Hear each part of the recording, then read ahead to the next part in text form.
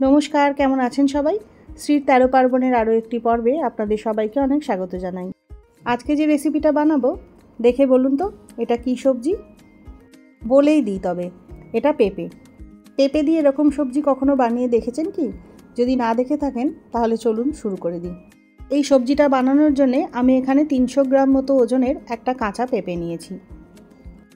এই পেঁপেটা একদমই কচি, ওপর আর নিচের অংশটুকু বাদ দিয়ে দেব। তারপর মাঝখান থেকে এইভাবে পুরোটা চিড়ে নেব। এবার পেঁপের খোসাটা ভালোভাবে ছাড়িয়ে নিতে হবে। পেঁপেটাকে কাটার আগেই ভালোভাবে ওয়াশ করে নিতে হবে। কাটার পরে কিন্তু পেঁপেটাকে আর ওয়াশ করব না।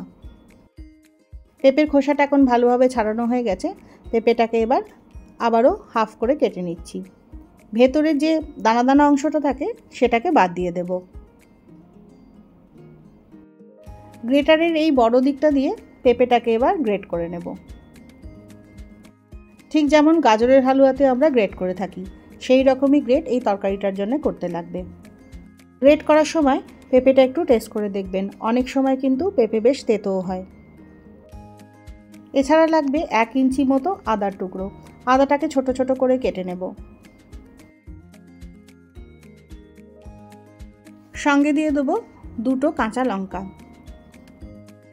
আর দিয়ে দেবো 2 চামচ মতো জল দিয়ে এটাকে একটু দানা দানা করে পেস্ট করে নেব।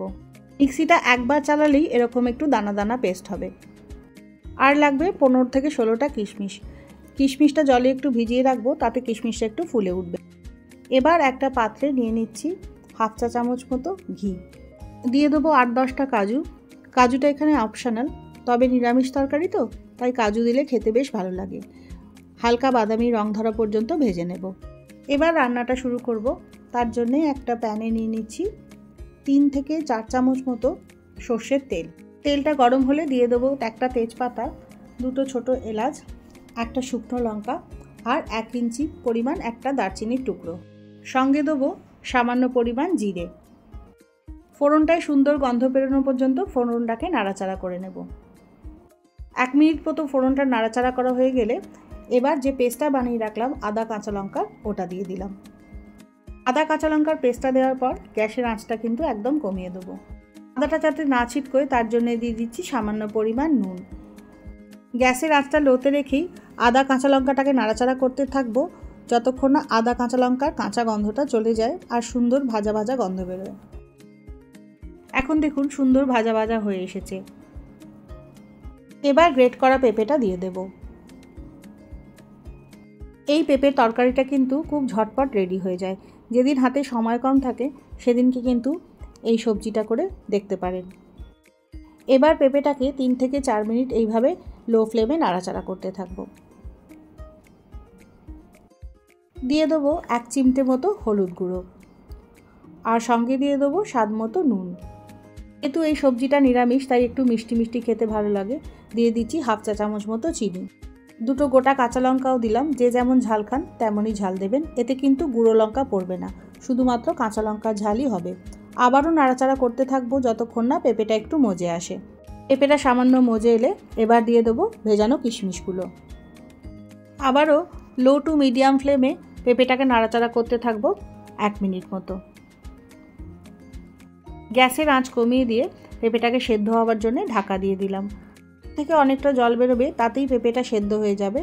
যদি না জল বেরোয় তখন আবার একটু জল দিতে হবে। মাঝখানে খুলে দেখুন আবার নাড়াচাড়া করছি, পেঁপেটা বেশ শুকনো হয়ে এসেছে। এই পেঁপেটা থেকে কিন্তু তেমন জল বেরোয়নি, তাই সামান্য জল ওপর থেকে স্প্রিঙ্কেল করে দিলাম। একবার ভালো করে মিশিয়ে নেব, দিয়ে আবারও পেঁপেটাকে ঢাকা দিয়ে রান্না করতে থাকবো যতক্ষণ না পেঁপেটা সেদ্ধ হয়ে যায়। 3 থেকে 4 মিনিট পরে ঢাকা খুলে দেখুন আবারও পেঁপেটা বেশ মজে এসেছে। আবারও সামান্য সময় নাড়াচাড়া করে নিয়ে একবার চেক করে দেখব পেঁপেটা সেদ্ধ হয়েছে কিনা। এখন দেখুন এইভাবে আঙুলে করে কাটলে কেটে যাচ্ছে। পেঁপে সবজিটা কিন্তু একদম রেডি হয়ে গেছে। সব শেষে দিয়ে দেবো সামান্য পরিমাণ লেবুর রস, তবে লেবুর রসটা এই সবজিতে খুবই সামান্য পরিমাণ ব্যবহার করবেন। ভালো করে লেবুর রসটাকে সবজির সাথে একবার মিশিয়ে নেব। এবার যে কাজুটা ঘিয়ে ভেজে রেখেছিলাম ঘি শুদ্ধ সেটাকে তরকারির মধ্যে দিয়ে দেব। এবার ঘিটাকে সবজির সাথে ভালো করে মিশিয়ে নেব। তেজপাতাটার কাজ শেষ। এবার তেজপাতাটা তুলে ফেলে দেব। আরও একবার ভালোভাবে সবজিটাকে মিশিয়ে নিয়ে গ্যাস বন্ধ করে দিলেই রেডি পেঁপের সবজি। সবজিটা রুটি, লুচি, পরোটা দিয়ে খেতে কিন্তু বেশ ভালো লাগে।